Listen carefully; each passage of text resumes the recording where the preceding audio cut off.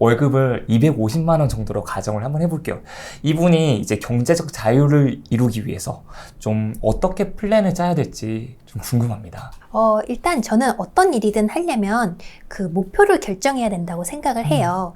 그래서 우리가 요새는 되게 흔하게 이제 뭐 경제적 자유, 시간의 자유 이렇게 이야기를 하지만 투자의 자유를 저는 크게 세 가지로 분류를 합니다. 그래서 돈의 자유, 시간의 자유, 그리고 공간의 자유. 그래서 돈의 자유는 나의 총 자산들이 가져오는 현금 흐름이 충분한 상태를 돈의 자유라고 저는 표현을 하고, 시간의 자유는 내가 원하는 현금 흐름을 가져오는데 나의 시간 자산을 적게 쓰는 것이 시간의 자유인 거죠. 그리고 마지막으로 공간의 자유는 나에게 현금 흐름을 주는 자산들이 지정학적 위치에 상관없이 분포하는 것. 그래서 저는 이 세 가지 자유를 저는 이제 추구를 하고 있는데, 일단 여러분은 어떤 자유를 원하시는지를 한번 생각해 보시는 것도 좋을 것 같고요. 일단은 돈의 자유에 좀 더 이제 초점을 맞춰 볼게요. 네. 그러면 우리의 자산은 크게 두 종류가 있죠. 돈 자산, 시간 자산. 근데 돈 자산이 아직 많지 않으신 분들, 사회초년생 같은 분들은 이제 시간 자산이 있는 거잖아요. 그럼 시간 자산을 늘려야겠죠. 시간 자산은 어떻게 늘려요? 우리가 흔하게 말하는 몸값을 높여라 라는 게 시간 자산의 가치를 늘리는 거예요. 내가 투여한 거 대비 거기서 받는 임금이라든지 이런 그렇죠. 금액을 올리라는 거죠. 네, 그래서 가장 일반적으로 하는 게 공부, 운동, 이런 거잖아요. 네, 그래서 나의 이제 시간 자산의 가치를 높여서 나의 시간 자산이 좀 더 현금을 많이 벌어들일 수 있게끔 만드는 게 저는 첫 번째 투자라고 생각을 합니다. 그리고 두 번째로는 돈 자산을 빌드업해야 가는데, 처음에는 그게 이제 굉장히 우리가 소비를 되게 통제를 하고 그런 좀 힘들고 고통스러운 구간을 견딜 수밖에 없죠. 순 돈 자산을 늘리는 것. 그래서 이거 보면 너무나 당연하게도 우리가 열심히 공부하고 그 소비를 통제하면서 종잣돈을 만드는 것, 이런 구간을 금수저가 아닌 이상에 누구나 이제 해야 될 부분 투자라고 생각을 하고요. 이제 세 번째 단계가 이제 우리가 좀 좁은 의미에서 부르는 투자가 되는 거죠. 여기서 네. 이제 돈 레버리지를 좀 더 적극적으로 활용을 해서 돈 자산을 늘려가는 구간. 그래서 여기 이제 돈 자산을 늘려가는 구간에 대해서 조금 더 구체적으로 말씀을 드리면, 여기에 있어서도 여러분은 목표를 세우시는 게 좋아요. 어떤 목표냐? 현금 흐름을 기준으로 하는 목표. 나는 10년 후에 뭐 월 현금 흐름 500만 원을 만들겠다. 이런 그런 어떤 투자의 목표를 세우시면, 현재 나의 상황이 있잖아요. 나는 현재 몇 살이고 얼마 벌고 있고 모아둔 돈 얼마 있는데 10년 뒤에 이만큼의 현금 흐름을 벌어들이려면 내비게이션이 나옵니다. 그거를 나만의 기준금리라고 불러요. 네. 그러면 그거는 이제 제가 운영하는 그 홈페이지 spaceform.com에서 이제 무료로 구해보실 수가 있거든요. 네, 여기가 이제 spaceform.com인데요. 네네. 그래서 오른쪽을 클릭을 하셔서 이제 나만의 기준금리를 클릭을 하시면 딱 나와 있네요. 네, 여기는 이제 어떻게 보면 좀 그 기본 세팅이 되어 있고, 여기를 이제 본인에 맞춰서 네. 그 이제 바꾸시면 됩니다. 저희 한 30세로 한번 해볼 수 있을까요? 네, 30세? 당신 나이는 30세. 조금 전에 한 250만 원이라고 했으니까 그러면 연수입 3천 정도로 한번 해볼게요. 네, 그리고 나서 연 투자 가능 금액 우리 열심히 모았다고 치고 1,800? 네, 1,800. 네, 레버리지 비율. 레버리지 비율, 이거는 이제 사실 경험이 조금 필요한 부분이기는 합니다. 그래서 일단은 70%로 놔둘게요. 네네. 네. 그리고 신용에 따른 이자율은 이거는 이제 최근에 좀 높아졌으니까 네. 한 4.5로 해볼까요? 네, 그 정도로 한번 해볼게요. 은퇴하고 싶은 나이는 일단 뭐 50세로 할게요. 네. 그리고 목표한 현금 흐름을 500만 원? 네, 500만 원 정도도 나쁘지 않을 것 같습니다. 네. 자, 그럼 한번 읽어보면 나이가 30살, 그리고 연수입은 3천만 원, 투자 가능 금액은 연에 모을 수 있는 금액 1,800만 원, 자본금은 2천만 원, 감당할 수 있는 레버리지 비율 70%, 신용에 따른 이자율은 4.5%, 은퇴하고 싶은 나이는 50세, 은퇴 시 목표하는 월 현금 흐름은 500만 원. 이럴 때 기준금리 한번 구해볼까? 두근두근해서 얼마가 나올지 진짜. 네. 네, 그러면은 네. 이제 두 가지 금리가 나왔어요. 네. 그러면 맨 위에 있는 건 목표로 해야 하는 자산 대비 수익률. 그러니까 자산에서 나오는 수익률이 3.6%. 네. 그리고 밑에 있는 게 나의 기준금리인데 네. 이거는 레버리지 효과가 들어간 거예요. 레버리지 효과가 들어가서 11.9 거의 12% 정도를 목표로 하시면 됩니다. 내가 최소한 투자를 했을 때 12% 정도 이율이 나와야지 이 정도 목표를 달성할 수가 있는 거네요. 네, 그렇죠. 그런데 그 이제 이 정도면은 저는 나쁘지 않다고 봐요. 왜냐면 저도 12% 정도를 목표로 하고 있지만 사실 제가 최근에 투자하는 것들은 수익률이 이보다 훨씬 더 높은 경우가 되게 많아요. 그러니까 그거는 처음에 만약에 이제 초보 투자자분들이 이거를 봤을 때는 내가 이 높은 수익률을 어떻게 맞춰 하는 부분이 많겠죠, 당연히. 그렇죠. 12%가 절대 낮은 게 아니니까. 하지만 이거를 계속 하다 보면은 당연히 본인의 투자 실력과 경험이 늘어나면서 나의 그 투자 수익률이 높아집니다. 그래서 이거는 지금 이분이 20년 동안 하는 투자이기 때문에 네. 첫 한 뭐 몇 년간은 좀 더 이거보다 낮은 투자를 할 수도 있고 실수도 많이 하겠지만 네. 점점점 가면서 이거보다 훨씬 더 높은 투자를 많이 하시게 될 거예요. 그리고 그때는 자산 규모도 더 커지기 때문에 본인이 그 목표를 가는 게 이렇게 가지 않아요. 이렇게 갑니다. 일직선으로 가는 게 아니라 이렇게 가는 게 아니라 네. 이렇게 가는 거군요. 네. 그래서 11.9%가 매년 해야 되는 게 아니라 처음엔 좀 떨어질 수도 있겠지만 이게 나중에 자산 규모가 더 커졌을 때는 오히려 더 큰 역할을 하다 보니까 그때 실력이 잘 쌓여져 있다면 이거보다 더 높은 수익률을 가질 수 있다는 거죠. 네, 이게 그러니까 사실 우리가 목표로 해야 되는 거는 이 연 11.9%는 맞아요. 하지만 이거를 우리가 첫 술에 배부를 수 없듯이 내가 아직 투자 경험이 없는데 처음부터 11.9% 이상을 팍팍 할 수는 없잖아요. 현실적으로. 네네. 그래서 이거를 목표로 하되 여기에 미달한다고 해서 좌절하고 포기하지 마시고 그게 중요한 것 꾸준히 같아요. 하시는 게 저는 가장 중요하다고 보죠. 목표가 12%인데 3% 나왔어요. 사실 3% 잘한 거잖아요. 네. 근데 그럼에도 불구하고 나 안 되나 봐. 나 지금 이 정도 수익률로는 나 목표 달성할 수 없어. 이 길은 내가 아닌가 봐. 이건 절대 안 된다는 거죠. 네, 왜냐면 제가 이제 이 나만의 기준금리를 구해보시라고 이제 많은 분들한테 이제 이야기를 했을 때 가장 많이 나오는 구간이 10에서 12% 정도 사이예요. 그래서 이 정도겠네요. 네, 이 정도가 가장 많고 저는 이거보다 12%에서 조금 더 높은 거를 목표로 하고 있긴 하지만 그래서 이 정도라면 저는 그 달성 가능권에 있다고 보고 있습니다. 그래서 만약에 이게 근데 지나치게 너무 높게 나왔다. 그러면은 예를 들어서 뭐 20 몇 %가 나왔다. 그러면은 이제 현실적으로 좀 조절을 하셔야겠죠. 내가 너무 좀 높은 목표를 하고 있으니까는 목표하는 월 현금 흐름을 좀 조절해야 되겠네요. 그러든지 아니면은 내가 지금 다른 그 현금 흐름 창출 활동 부업이나 이런 거를 해서 이제 투자 가능 금액을 더 늘리든지 이런 식으로 이제 그런 조건 변수들을 스스로 이제 조금씩 변동을 주면서 계속 체크해 보는 거죠. 또 저금리로 가게 되면 선택에 따른 이자율이 줄어들 수도 있겠네요. 네, 그래서 뭐 앞으로 또 높아지면은 이자를 더 높여서 해야 될 수도 있고 아니면은 뭐 이런 식으로 이거를 그 계속해서 점검을 하면서 이제 투자를 꾸준히 할 수 있도록 노력하는 게 중요하다고 봐요. 이런 목표 세우는 게 정말 어려울 것 같거든요. 그러니까 만약에 돈 자산으로 내가 얼마 정도 있으면 좀 노후 준비가 될까? 어느 정도 자산을 모아야지 은퇴가 가능할까? 이것도 계산할 수 있을까요? 이게 그걸 계산하는 게 이거죠. 왜냐면은 내가 얼마를 벌어야 은퇴할 수 있는가? 이거는 본인만이 대답할 수 있어요. 본인의 생활 수준이나 필요한 현금 흐름이 다 다르기 때문에 누구는 300만 원, 누구는 500만 원, 누구는 1000만 원 다 다르죠. 그래서 여기에다가 은퇴 시 목표인 월 현금 나는 500만 원 있으면은 일단 다른 일을 하겠어 또는 뭐 이런 결심을 할 수가 있잖아요. 그래서 본인의 목표, 본인만의 목표를 세우시고 여기에 넣어서 계속해서 조정을 해가 나가는 거죠. 투자 내비게이션이니까. 예를 들면 은퇴하고 나서 나는 일 같은 거 전혀 안 할래 라고 생각하시는 분도 있고 내 현금 은행에 저금시켜 놓고 따박따박 쓸래 라고 생각하시는 분들도 있을 것 같기는 해요. 근데 이거는 계속해서 이제 내가 언제까지 살지는 모르겠지만 그 살아생전에 할 수 있는 모든 투자의 수익률을 다 계산했을 때 이 정도로 현금을 만들 수가 있다고 보게 되는 거죠. 네.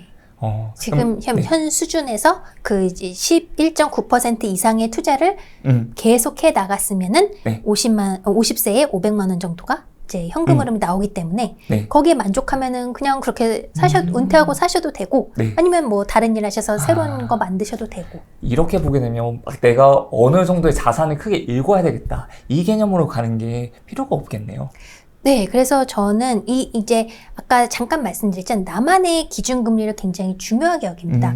그래서 어떤 자산을 사세요. 이 자산을 사도 괜찮은 사람이 있고 아닌 사람이 있어요. 그쵸. 그 자산에서 우리가 기대할 수 있는 수익률이 우리 둘 다 기준 수익률이 다를 테니까 네. 누구한테는 좋은 자산이 되고 누구한테는 사지 말아야 할, 패스해야 될 자산이 되는 거죠. 그래서 이 나만의 기준금리가 나의 투자 판단의 기준이 되는 거예요. 아, 그럼 이제 작가님이 이제 처음에 돈을 모을 때 정말 좀 많이 모았다고 말씀을 주셨는데 좀 팁 같은 거 좀 알려주실 수 있을까요? 특히 사회초년생분들 그리고 3040 분들은 이제 돈을 모으고 싶지만 모으기가 어렵다고 생각하시는 분들도 많이 있거든요. 우리가 이제 부자가 되기 위해서는 투자와 소비를 구분하고 소비를 적게 하고 투자를 많이 해라 라는 거잖아요. 투자와 소비의 가장 큰 양대산맥이 뭘까요? 우리가 일반적으로 투자할 때 가장 큰 금액으로 하는 거는 부동산 구매. 그렇죠. 부동산이죠. 그리고 소비의 또 가장 큰 금액을 차지하는 거는 보통 자동차. 아, 다 비슷하구나. 네, 맞아요. 네, 그래서 우리의 거주 비용을 줄이고 그 부동산, 그러니까 꼭 부동산이라는 게 아니라 그만큼 나의 어떤 자산의 큰 비중을 차지하는 저는 투자를 했던 거예요. 그 당시에. 네. 그리고 저는 자동차를 사지 않았습니다. 그래서 아마 그 제가 이제 종사하던 금융업계에서 차 없는 사람은 저뿐이지 않았을까요? 진짜요? 대부분 다 차를 가지고 다니시는데? 가지고 다니시지 않더라도 그렇죠. 웬만하면 차가 있죠. 네. 웬만하면 차를 구매할 생각을 하잖아요. 취직을 하면 꼭 금융업종이 아니더라도. 그런데 저는 이제 차는 어떻게 보면 굉장히 큰 소비재이기 때문에 근데 이거는 말씀드리기가 조심스러워요. 왜냐면 사람마다 그 가치관의 선택의 기준이 다 달라서 하지만 제가 말씀드리는 거는 이제 부자가 되기 위해서 좀 더 유리한 방향을 말씀드리는 거예요. 아, 작가님은 딱 이제 볼 때 소비재와 투자형 이걸 정확하게 구분을 하시고 줄여 나가신 거네요. 네, 이 구분이 항상 매번 쉬운 건 아니에요. 그러니까요. 예, 그런데 그래도 가능하면 구분하려 노력을 하고 이제 투자에 좀 더 집중하려고 하는 거죠. 그러면 이제 목표 수익률을 달성하는 방법, 지금도 12% 정도 나왔지만 그런 목표 수익률을 달성하기 위한 방법이 여러 개가 있을 것 같습니다. 그럼 직장인들이 가장 그래도 좀 확률이 높은 그런 투자 방법이 있을까요? 제가 투자 방법을 크게 4가지로 나눕니다. 네. 제가 그걸 어디서 따왔냐면 유태인의 그 경전 탈무드에 보면은 자산의 3배분이 나와요.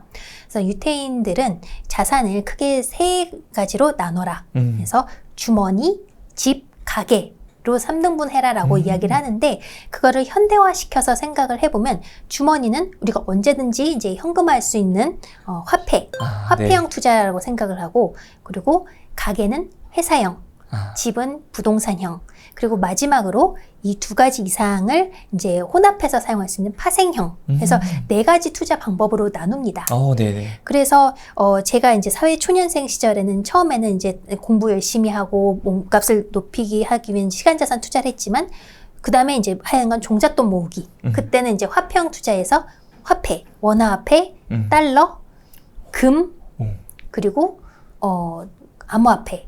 이런 걸 모아가는 거죠. 네. 그런데 그것만 모으는 거는 이제 모았을 때 현금 흐름이나 레버리지가 약하기 때문에 이거를 파생형 상품하고 결합을 해서 다른 방식으로 이제 이용을 하면 그 결함들을 메꿔줄 수가 있어요. 예를 들어서 저는 금을 모아가지만 금에 옵션 매도를 병행을 하면 옵션 매도요? 네.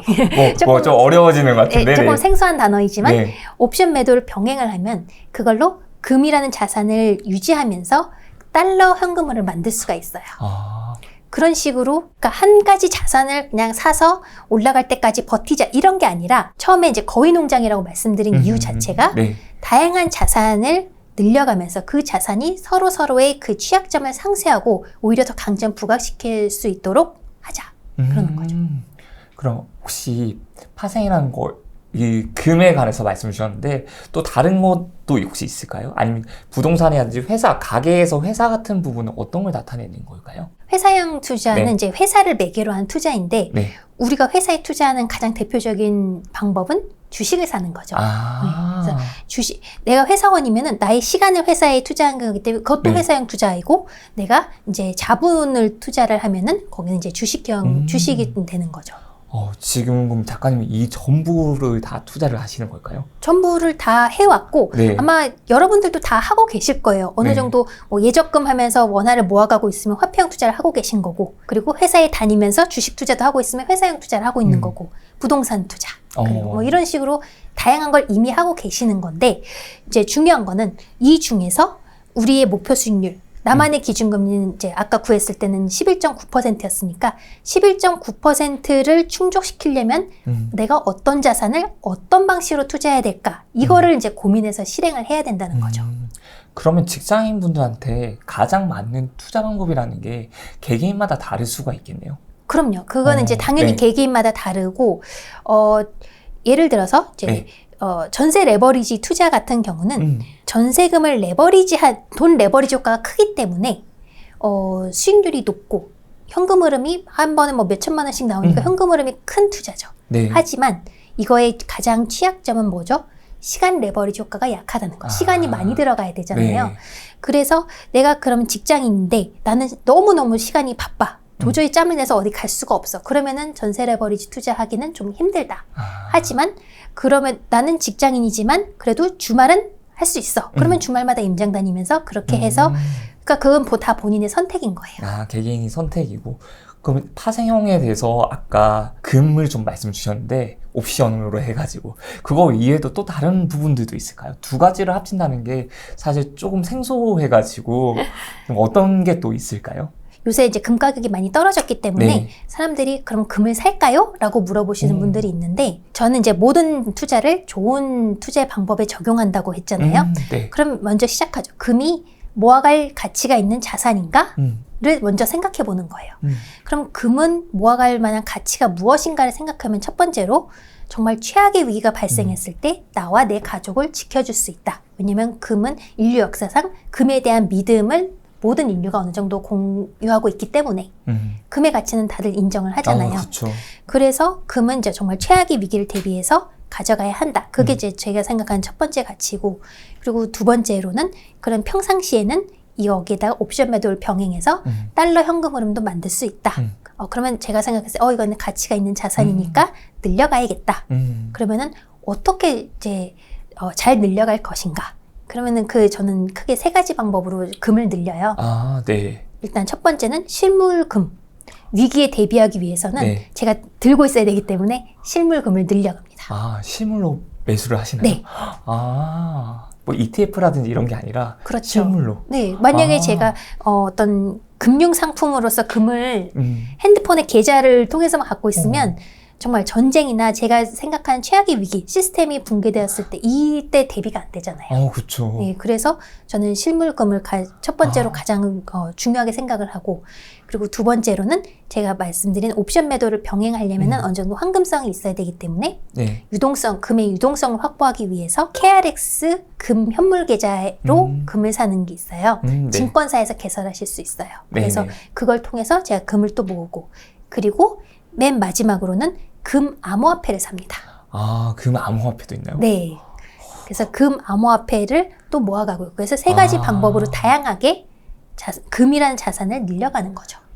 저는 금이라고 한다면 뭐 사는 거 정도만 생각했지 암호화폐도 있고 그리고 옵션 매도를 통한 거. 근데 옵션 매도도 좀 여쭤봐도 될까요? 어떤 게 옵션 매도인지. 선물 옵션 그러면은 다들 낯설지만 들어본 단어잖아요. 그리고 맞아요. 왠지 패가망신할 것 같은 그런 위험한 것 같은 단어이지만, 그것도 우리가 이제 리스크를 관리하는 방법을 잘 하면 비교적 안전하게 투자를 할 수가 있어요. 그거는. 네.